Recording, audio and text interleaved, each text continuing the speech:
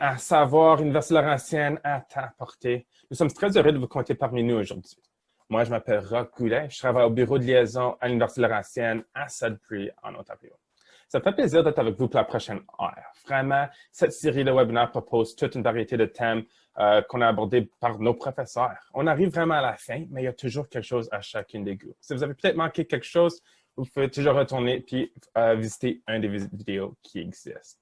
Mais avant de commencer, j'aimerais vous mentionner rapidement quelques petites choses. Cette session va être assez interactive. Donc, quand le professeur que je présente bientôt vous pose une question, vous faites toujours la répondre peut-être par micro, mais on t'invite à utiliser la boîte de chat ou de converser. Pour l'ouvrir, cela, c'est juste appuyer sur le chat ou la petite boîte de converser, puis écrivez votre question. Nous aimerions aussi reconnaître la traité de Robinson Huron de 1850.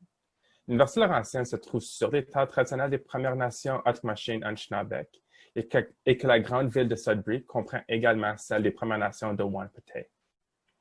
Aussi, j'aimerais que vous vous présentiez c'est qui que vous êtes, c'est quoi votre nom, vous venez de quelle ville et de quelle année que vous êtes. Okay? Ça serait quelque chose juste pour voir si vous savez où que c'est cette boîte de converser ou de chat est. Mais c'est là où on peut commencer la session. Aujourd'hui, j'ai le plaisir à vous présenter Émilie Bourgeault-Tassé. Émilie est agente de projets spéciaux au Bureau des programmes autochtones et professeure aussi chargée de cours au département d'anthropologie ici à l'Université Laurentienne. Elle s'intéresse à l'intersection de la culture, la langue et l'environnement. C'est des choses qu'on va parler d'aujourd'hui. Mais c'est finalement la fin de moi qui parle.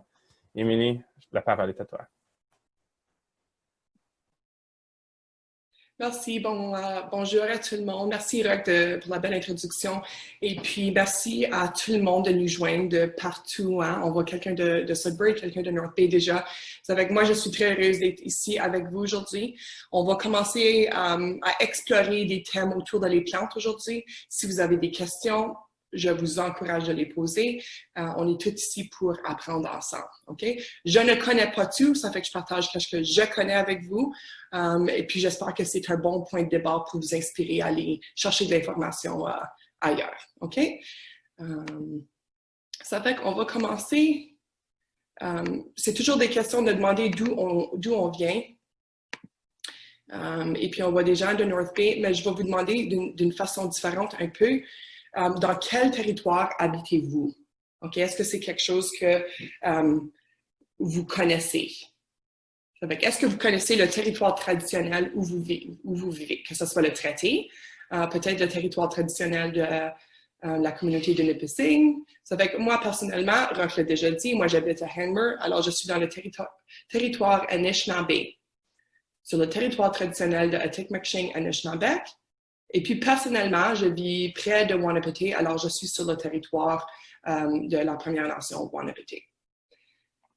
Ça fait qu'est-ce qu'on peut écrire ça dans le chat si ça vous intéresse. Si vous ne le savez pas, je vous encourage à aller explorer ces idées-là puis d'en apprendre un peu. OK? Ça, c'est toujours une bonne chose à aller découvrir.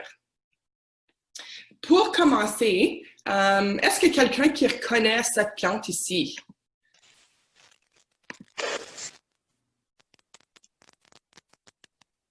Est-ce qu'on a déjà vu ça? Puis moi, je pense que si vous vivez dans la région des peuples Anishinaabe, probablement que vous avez déjà vu ça. Excellent, c'est du sauge sauvage, OK? Puis il faut faire la distinction. Ça fait que c'est du sauge. Puis on dit sauvage parce qu'on utilise beaucoup de sauge dans la cuisson. Ça fait que qu'est-ce qu'on trouve dans la cuisine? C'est pas la même chose qu'on retrouve dans les buissons. Ça fait que ça, c'est la plante de ma mère. Moi, j'ai une culture de celle-là aussi. Ça se reproduit très bien. On va en parler un peu plus, OK? Est-ce qu'on reconnaît ça?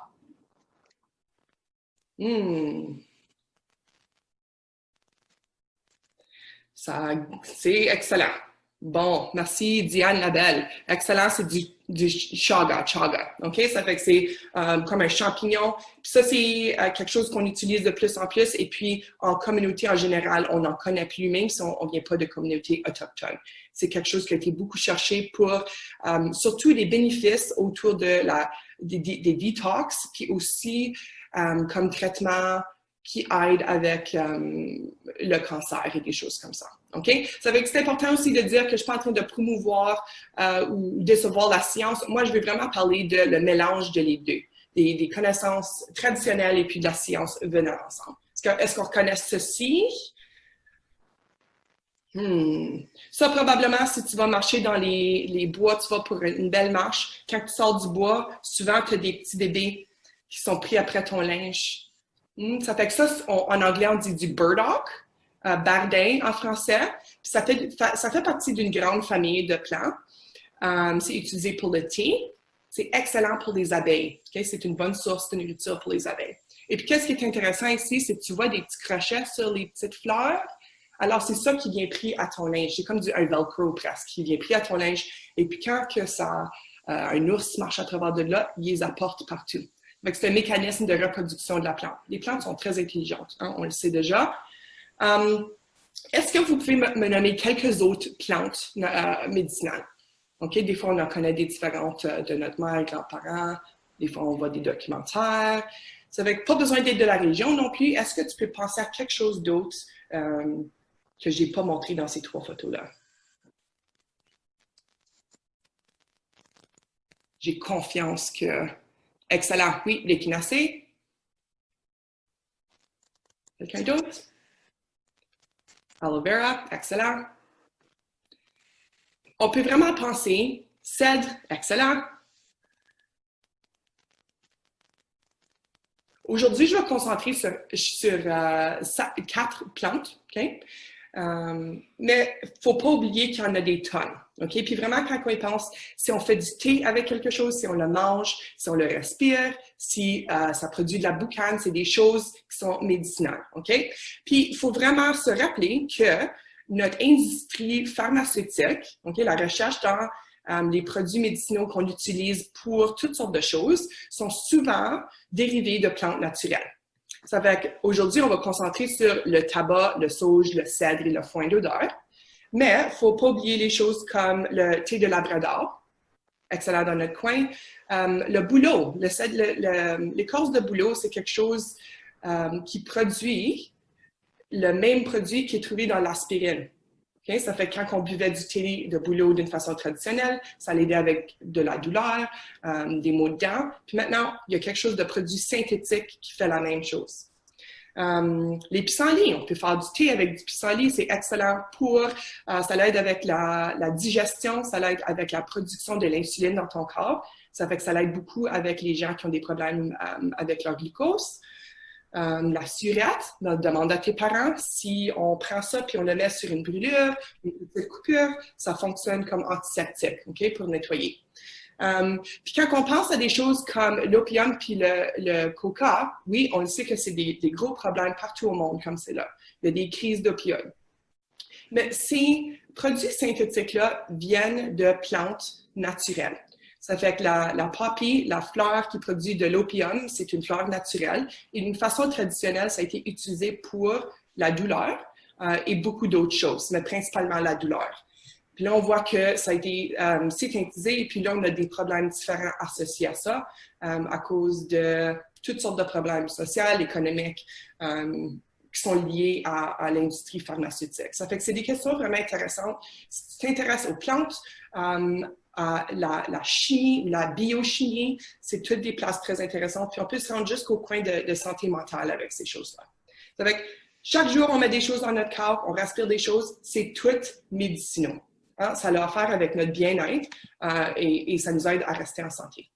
Ça fait que moi, je ne parle pas Anishinaabemowin, pas très bien, du tout. Ça fait que je vais partager un enregistrement de Amy Kimanda, une bonne amie, puis elle va lire les mots en Anishinaabemowin pour nous, puis on peut écouter. Pardon. J'ai un petit glitch là.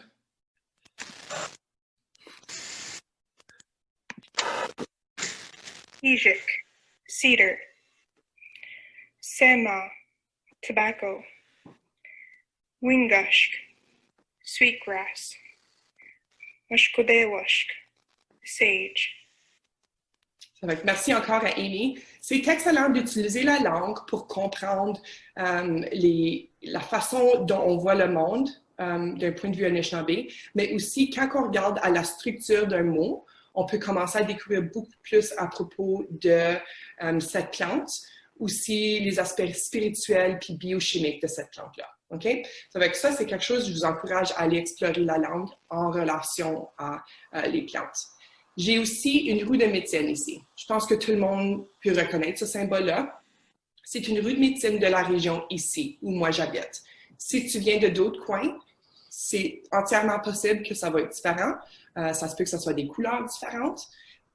Mais la roue représente beaucoup de choses, beaucoup d'apprentissage.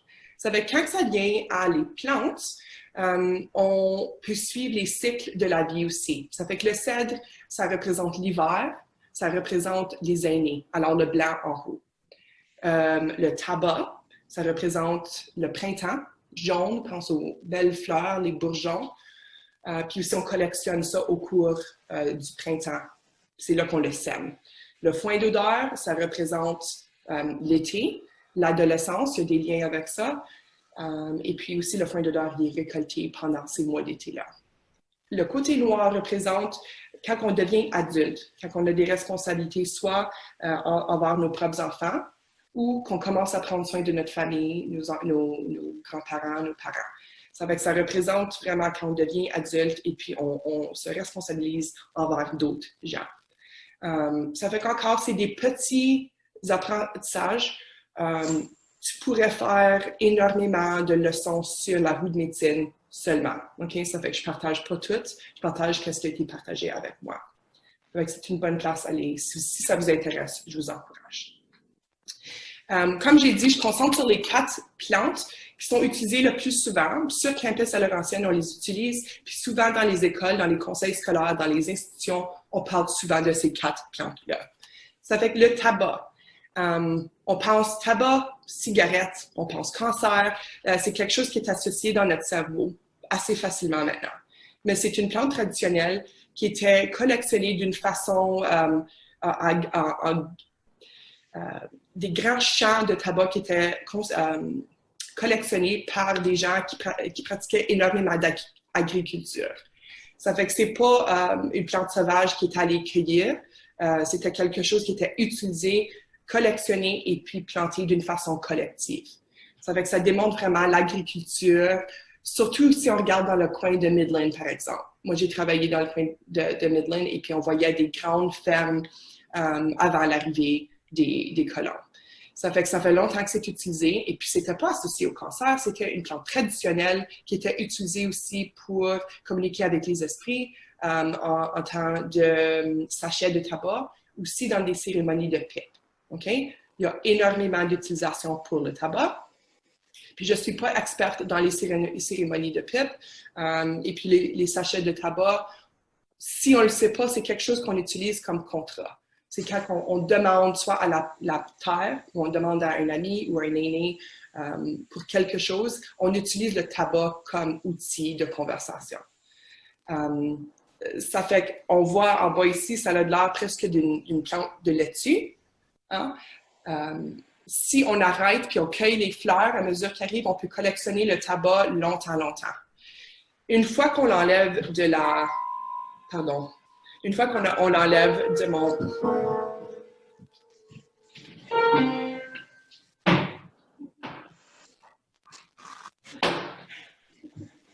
Mon chat voulait participer, puis elle voulait jouer au piano en arrière. Pardon. Si on enlève une feuille verte du plant, on la laisse comme ça ici au soleil. Tu vois en bas, on peut la laisser sur des racks ou on peut la faire pendre. Et puis ça sèche d'une façon courbée. Okay? Ça ici, ça peut être utilisé d'une façon traditionnelle, dans une pipe ou dans un sachet. Et puis, j'ai énormément de fierté parce que ça, c'est des graines que j'ai collectionnées il y a 6 ans. C'est une dame qui a partagé avec moi. Et puis, chaque année, je peux utiliser les mêmes graines de la même plante. Ça fait que c'est la 6e génération d'un cadeau qui m'a été offert. Ça fait que je suis très chanceuse d'avoir eu ça. Cette plante ici, celle que moi j'ai, fait des fleurs blanches. Ça peut faire des fleurs mauves, jaunes, roses. Il y a toutes sortes de variétés. Puis on voit en haut ici, c'est des petites graines. Ça fait que ça a l'air comme des petites bulles. À l'intérieur de chaque petite bulle, il y a des centaines de petites graines aussi grandes qu'un chia. Okay? Ça fait que c'est des graines vraiment minuscules. On a aussi le foin d'odeur. Ça fait qu'ici, on le voit souvent en tresse. C'est souvent comme ça qu'on reconnaît ça. J'en ai une ici, une très vieille et sèche de l'année passée. Ça fait qu'il va falloir que je l'utilise. C'est collectionné quand c'est vert et mauve. Puis qu'est-ce qui est difficile avec celui-là, c'est que c'est pas facile à reconnaître visuellement parce que ça a l'air comme un gazon, mais ça sent très sucré, fleuri et souvent on va le sentir avant qu'on puisse le voir. Ici, on voit 2 photos du foin d'odeur à moitié chemin, probablement au fin juin. Et puis, par la fin juillet, en bas ici, on voit que ça commence à être aplati. Puis, on va voir des petites racines mauves. C'est là qu'on sait que c'est du foin d'odeur. Tu le sens, tu sais tout de suite qu'est-ce que c'est. Ça peut être pénible à récolter parce qu'on le collectionne une tige à la fois, mais ça l'aide dans la pratique de pourquoi est-ce qu'on fait des tresses, pourquoi est-ce qu'on utilise ces plants-là. Ça fait qu'on fait beaucoup de pensées, on parle. Il faut vraiment penser à nos intentions quand on collectionne une plante comme ça. Puis tu vois des petites fleurs. Ça pousse souvent dans des endroits très mouillés. Puis c'est très... ça pousse très facilement quand c'est heureux. Ça fait que si ça trouve un bon coin humide, ça va être très heureux, puis ça s'éparpille très facilement. Ça fait garantie, si tu vas prendre une marche, puis tu suis ton nez, tu vas en trouver éventuellement. On a le cèdre, ça fait qu'on a reconnu ça, le sauge. On a reconnu ça dès le début. La photo que j'ai ici, c'est du sauge qui est encore jeune. Ça fait qu'il n'est pas prêt à récolter encore. Ça c'est une petite tige. Cette tige ici pourrait devenir plus qu'un pied de long. Okay? Ça devient très, très long. On les collectionne, on le fait sécher. Et ensuite, tu peux soit l'utiliser comme dans un bâtonnet, comme tu vois sur l'écran, ou tu vois des gens qui vont le récolter et puis utiliser juste une petite pincée quand on fait une cérémonie de calumet, un smudge. C'est une plante qui est associée avec les femmes, souvent, avec les pouvoirs de la femme. Ça fait que ça, c'est quelque chose que je vous encourage, si ça vous intéresse, allez apprendre sur le sauge, les temps de la lune et des enseignements de jupe. C'est très bien relié ensemble. Cette plante aussi sent merveilleuse. Ça sent semblable à du sauge que tu uses dans la cuisine, mais plus parfumé, tant qu'à moi. Ça peut être utilisé dans le thé. Qu'est-ce qui est intéressant avec le sauge, c'est que la recherche démontre que ça a des propriétés antiseptiques, antibactériennes. Ça fait que le point qu'on utilise le sauge, on le brûle et que la fumée peut diminuer le niveau de bactéries dans l'air, démontre quelque chose de très clair. Quand on pense au savoir autochtone, c'est pas quelque chose qui a été appris dans 50 ans, ça, ou dans 2 projets de recherche. C'est des générations de gens qui voient les impacts d'utiliser quelque chose et puis que ça devient spirituel au cours du temps. Avec les humains sont les premiers scientistes. Alors, les peuples autochtones ont toujours eu un lien spécial avec la terre pour pouvoir aller trouver qu'est-ce qui était utile pour chaque circonstance. Ça fait qu'il y a énormément de recherches académiques reliées au sauge et puis le côté pharmacologique. Ça fait que c'est très intéressant. Et le cèdre, on a dit, le cèdre, c'est probablement une des plantes qui est utilisée le plus facilement parce qu'on peut le reconnaître. La plupart des gens peuvent reconnaître assez facilement le cèdre par rapport à d'autres plantes. Puis c'est moins facile à s'empoisonner avec du cèdre parce qu'on le sait que c'est ça qu'on cherche. Qu'est-ce qui est utilisé souvent, c'est les épinettes. Hein? C'est pas les épinettes, mais comme on dirait, les petits bouts verts. Tu peux utiliser les petits fruits aussi, mais souvent, on va utiliser les bouts verts pour faire un thé. On va mettre ça dans un verre d'eau bouillante. On le laisse mijoter un peu. On peut boire le thé. On peut aussi faire des bains. Ça fait que tu peux bouillir une plus grande quantité et puis utiliser ça dans ton bain. Ça fait que moi, je l'ai utilisé avec mon enfant, avec maman, quand on a des gros rhumes en hiver. Et ça sent bon. Ça soulage les sinus. Ça l'aide avec la tension dans le visage quand on a un bon rhume. Et puis, c'est n'importe quoi qui est plaisant quand on le sent, ça veut dire que moi, je veux le rentrer dans la maison. Ça fait que je partage juste un peu de toutes ces choses-là. Je pense que le CED, on peut tous le reconnaître. Et puis, garantis que si tu vas pour une marche, même juste autour de ta cour peut-être ou autour de ta rue, tu peux trouver quelqu'un qui a un CED. Sur campus, on est chanceux, on a accès à toutes ces plantes-là, sauf le tabac que je fais pousser chez moi cette année. Habituellement, on le ferait sur campus. C'est des plantes qui sont assez simples à planter et puis à collectionner. Les conflits ou les problèmes, c'est qu'il faut être capable de comprendre le contexte culturel quand on utilise ces plants-là. Ça fait, comme j'ai dit, apprendre plus sur le rôle du tabac, OK? Le fait qu'on offre du tabac quand on fait des collectes, c'est très important. Le temps de la lune, OK? Ça, en référence aux enseignements de la femme et puis de la GIP. Alors, le temps de la lune, c'est un temps de transition dans le corps de chaque femme. Et puis, il y a beaucoup d'enseignements qui disent que pendant ce temps-là, les femmes ne sont pas censées collectionner parce que le corps travaille assez fort. Personnellement, quand j'étais enceinte, je m'ai fait dire à plusieurs reprises de ne pas collectionner, pas faire des choses comme ça parce que ton corps travaille déjà assez fort et puis il faut laisser les autres le faire. Alors, il y a plein d'enseignements, ça dépend de la région. Et puis, je vous encourage à aller trouver quelqu'un dans votre coin pour vous enseigner qu'est-ce qui est approprié dans votre territoire. Parce que je parle de mon territoire ici où moi j'habite et j'ai appris de plusieurs personnes, mais il n'y a aucune meilleure façon à faire ces choses-là. OK? Ça fait que ça, c'est des places, si tu es curieuse, allez explorer ça un peu. Ça fait que je vais parler juste un peu des enjeux, les problèmes avec faire des collections de plantes, comment les utiliser. Il y a plusieurs choses qui pourraient être considérées des problèmes. Ça fait que quand on parle d'utilisation ou d'appropriation, si vous connaissez le mot appropriation, excellent, c'est l'idée qu'on utilise une plante sans le contexte culturel approprié et puis on prend quelque chose qui n'est pas à nous puis on l'utilise pour nos propres besoins. Le problème avec ça, c'est que pendant certains temps dans notre histoire, les peuples autochtones n'avaient pas le droit d'utiliser ces herbicides. Okay? C'était illégal, essentiellement, de brûler du sauge en public ou du tabac ou collectionner ces choses-là. Illégal, parce que c'était un acte culturel. Alors, quand certaines personnes utilisent ces plantes-là, il faut faire certain qu'on connaît l'histoire derrière la loi sur les Indiens, par exemple, et puis l'utilisation de les plantes dans notre coin.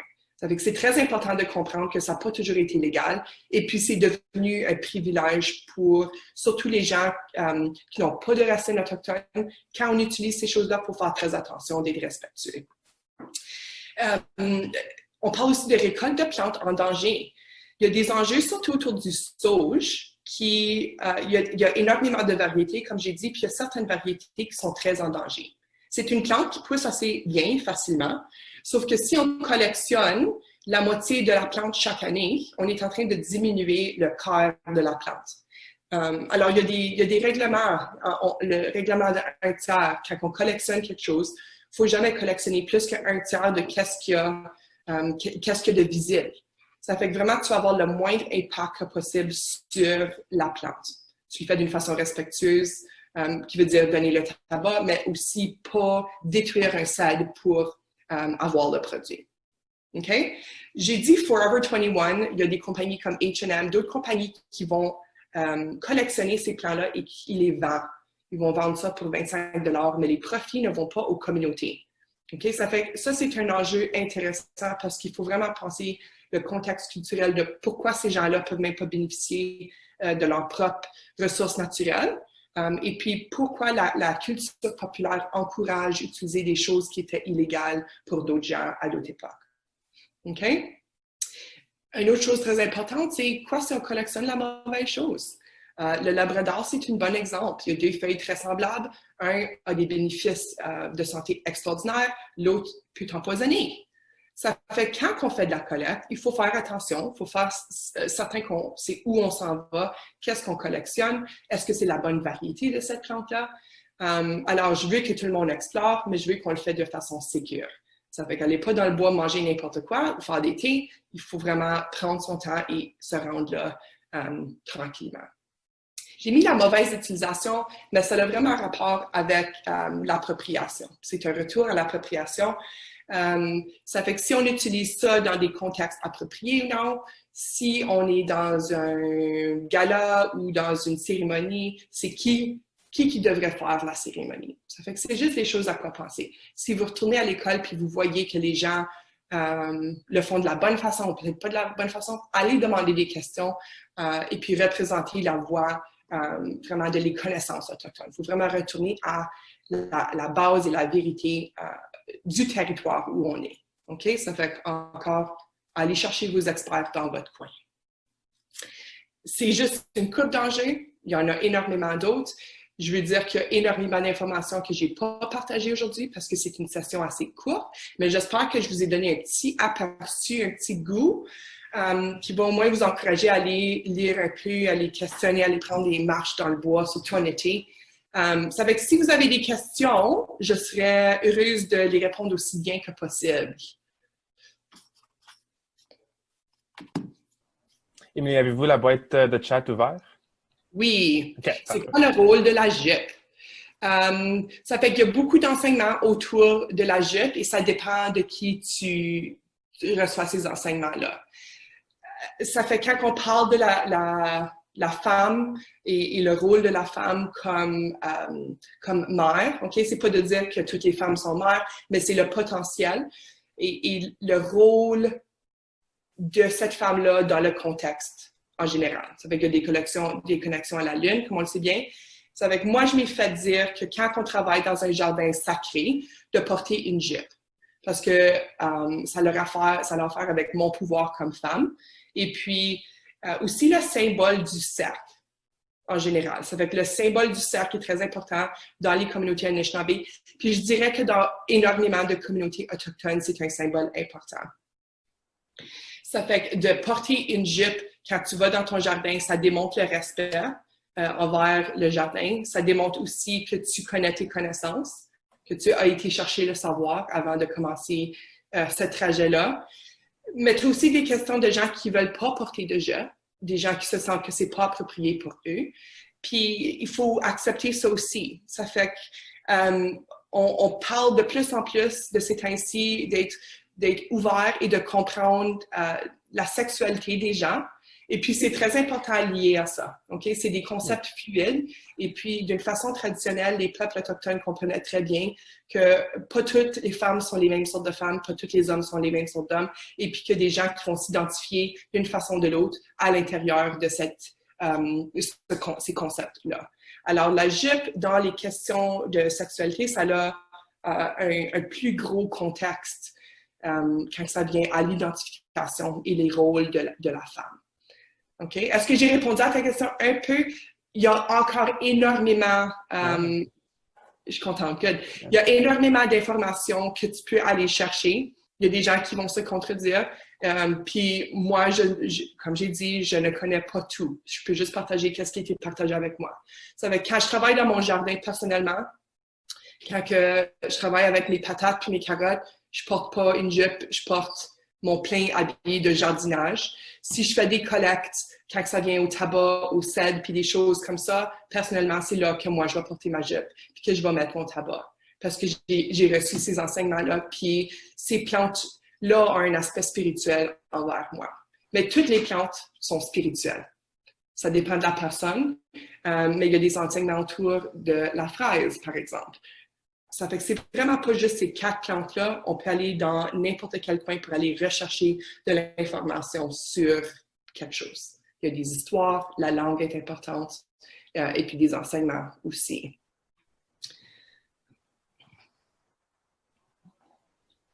Ça peut dépendre. Ça fait quelles plantes sont utilisées lors de cérémonies de purification. On voit que la fumée, c'est utilisé par beaucoup de peuples partout autour du monde. Ça fait que quand on fait de la purification, ici, ça serait par un smudge ou une cérémonie de calumet souvent. Souvent, on va utiliser le sauge. J'ai vu des gens utiliser une tresse, qui vont brûler juste une tresse. Ça fait qu'on n'utilise pas un bol, mais ils vont juste brûler la tresse comme telle. Puis il y a aussi beaucoup d'histoires.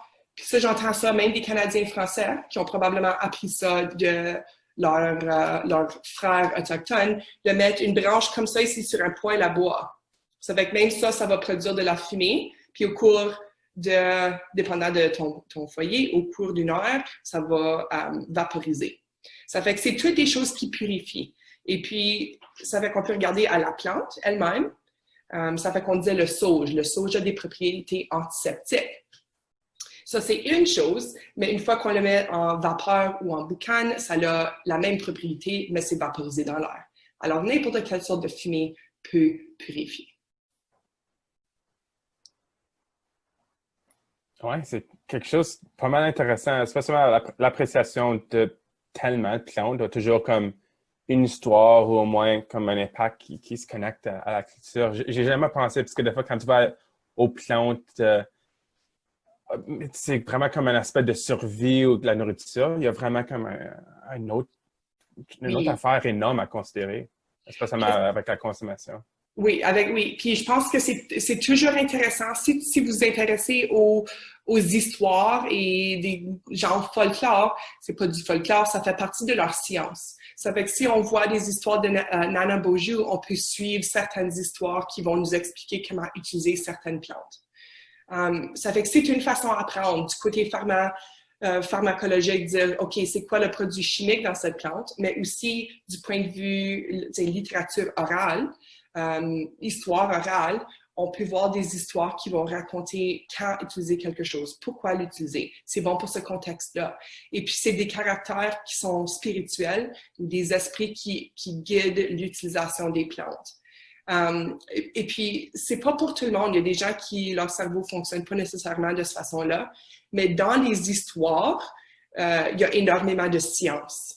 Et puis, souvent, les connaissances autochtones sont diminuées parce qu'elles ne sont pas scientifiques, mais ils sont très bien scientifiques. Parce qu'on le sait qu'au cours de 10 000 ans, des peuples ont appris à utiliser certaines plantes de certaines façons. Et puis, la relation entre certaines plantes aussi. Ça fait qu'il y a des plantes qui ont une interaction l'un sur l'autre. Les humains, on a énormément d'interactions avec les plantes, même si on ne les réalise pas, même si on ne va jamais dehors, on a une relation avec ces plantes-là. Puis, c'est quelle sorte de relation tu veux avoir? Ça fait que moi, je m'ai fait dire que il y a certains gens qui disent, ben, collectionne pas le cèdre autour de les chemins ou dans des places polluées parce que le cèdre absorbe ces choses-là. OK? C'est un bon point. Mais d'autres gens disent, ben, qu'est-ce qui grandit autour de ta maison? C'est là à cause de toi, à cause de tes intentions, ta relation avec la terre autour de toi. Alors, c'est les meilleures choses à collectionner parce que s'ils sont en bon état, c'est à cause de toi, à cause de ton effort, à cause de la relation que tu as avec ces plantes-là. Oui, ça a l'air vraiment intéressant. Moi, j'étais toujours fasciné avec des fois les thés. Donc, quelle sorte de plantes? Quand tu avais mentionné le bouleau, c'était juste vraiment comme une lumière similaire à mon arrière-plan qui a apparu. Mais comme les petites branches du bouleau, ça fait bien du thé. Il n'y a pas nécessairement comme le meilleur goût comme peut-être comme un tea chai ou matcha, mais c'est quelque chose qui est toujours simple, mais il y a toujours des propriétés un peu comme médicaux. Donc, honnêtement, j'ai vraiment apprécié comment il y a toujours une autre partie à comment tu peux utiliser quelque chose. Toujours. Il y a toujours une autre façon. Puis les goûts, on s'adapte aux goûts.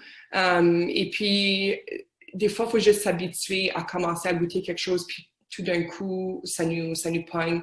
Ou on ressent l'effet physiologique, puis on voit que c'est quelque chose qui nous aide. Une recommandation que j'ai, il y a une page Facebook, tu peux aller sur Twitter, c'est Creator Gardens, puis c'est un homme et sa famille qui travaillent à l'île Manitoulin, c'est Joseph Pitawanakwit.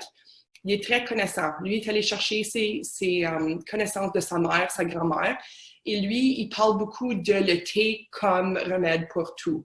Alors, si on boit de l'eau à chaque jour, c'est excellent, mais si on boit de l'eau qui est infusée avec des propriétés de vitamines, de telle chose ou de telle chose, comment est-ce que ça affecte notre santé au cours de notre vie.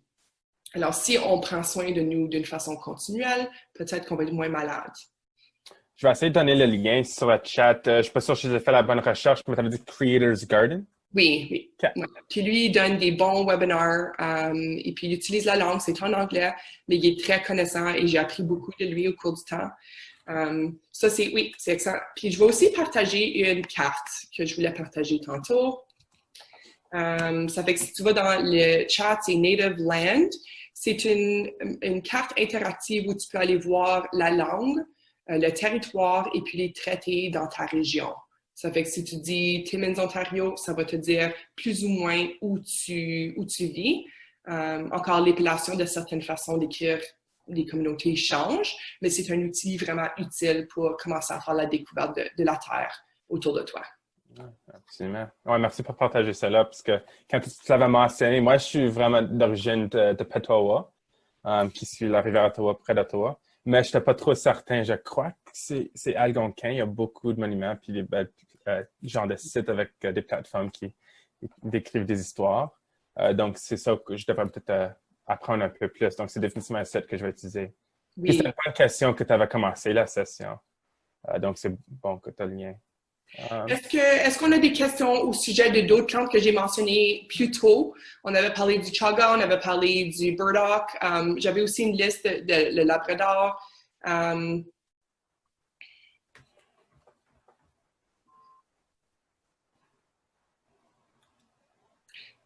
je veux juste dire merci. Merci d'avoir organisé la belle session. J'espère qu'on a appris un peu de tout, puis que ça peut vous aider. Moi, je pense qu'une bonne façon à commencer, c'est d'aller récolter des choses comme de la surette ou des pissenlits dans ta cour, dans une place où il n'y a pas de produits toxiques, puis de commencer avec des choses vraiment simples.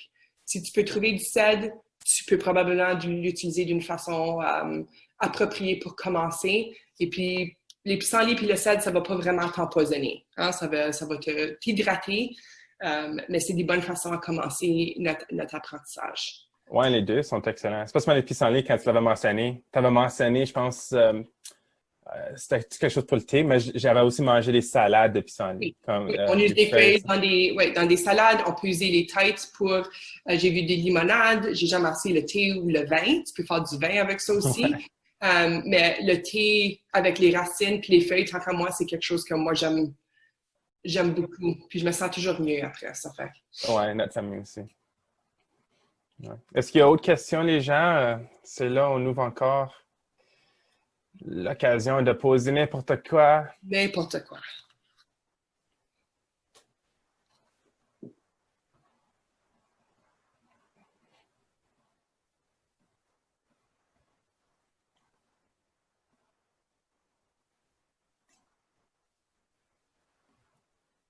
Ça fait que souvent, le burdock, c'est la racine qu'on va utiliser. Puis souvent, dans les thés, les racines, c'est une bonne façon à faire un thé parce que c'est souvent plus concentré que dans la partie feuilleuse.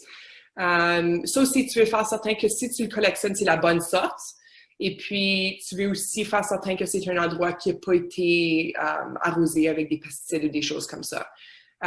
Puis ça, tu vas le savoir parce que ça pique. Ça fait que même si la plante n'est pas complètement là, des fois, on a les racines dans notre pelouse, mais on coupe le gazon, alors la plante ne revient pas. Ça fait que moi, j'ai ça dans ma cour. Je sais que si je vais aller trouver la racine, j'ai juste à choisir les petites feuilles piquantes et puis trouver la racine. Tu peux user d'autres parties. J'ai entendu le milieu de la fleur peut être utilisé pour des choses, mais la racine, en général, c'est la façon la plus simple à préparer ça. Ça veut dire que tu creuses ta racine, même façon qu'avec des pissenlits ou d'autres racines, tu rinces. Tu peux, si tu veux, éplucher l'extérieur. Ça va changer la couleur de ton thé. Soit que tu le bouilles pour faire quelque chose d'un petit peu plus concentré, ou tu peux juste faire comme un steep, où tu le laisses dans de l'eau bouillante ou de l'eau chaude pour un petit bout de temps avant de le boire. Ouais. Ça aussi, j'ai entendu que tu peux faire du vin avec ça. Fait que ça, il y a des variétés différentes. Les petits pic-pics, tu peux aussi les utiliser, mais c'est pas tout à fait la même plante. Je suis en train de lancer tes coordonnées dans la chat. Si tu aimerais te connecter, ou peut-être il n'y a pas la question aujourd'hui, mais tu aimerais poser quelque chose plus tard, peut-être relié au programme d'anthropologie ou avec la grande variété de services que les programmes autochtones offrent ici à la Laurentienne, vous pouvez toujours la poser à Émilie ici. Encore, je te remercie. Merci d'avoir participé à ceci. J'ai tellement appris, spécialement avec le contexte des fois avec les plantes, que des fois on mange, mais des fois on pratique, especially dans le contexte professionnel à Laurentienne. On est pas mal. Oh, il y a une autre question. Oui, Donc, c'est pour le burdock encore. Merci encore. Faudrait que tu regardes, il y a des livres excellents. C'est une excellente ressource quand tu vas pour des marches. C'est des livres de nature, puis Edible Plants of Ontario. C'est avec ça, c'est un livre qui te donne les variétés du burdock, par exemple, et puis ça te montre, OK, telle feuille par rapport à telle feuille. C'est avec ça, te donne une meilleure perspective. Puis, il y a aussi un app que j'ai pas essayé moi-même encore où tu peux prendre des photos de les feuilles, puis ça peut t'aider à identifier la variété. Le burdock, c'est pas comme le sumac. Tu sais, comme le sumac, tu as des variétés qui peuvent être très empoisonnées. C'est avec le burdock, c'est pas la même chose, mais tu veux quand même utiliser la bonne variété pour faire ton thé. Ça fait que c'est une grande plante. Mais va regarder à des photos, puis la ressource que j'ai partagée, Edible Plants of Ontario, c'est la meilleure. Si jamais vous avez des questions, je vous encourage à m'envoyer des questions sur peu importe que ce soit les services ou les plantes ou même trouver des ressources. Je suis prête à vous aider. Aussi, si jamais vous êtes sur le campus à Laurentienne, venez visiter le centre. Je sais qu'on est dans un contexte intéressant comme c'est là, mais peut-être dans la prochaine année, tu vas avoir la chance. On a aussi un jardin traditionnel sur campus où on fait pousser ces plants-là.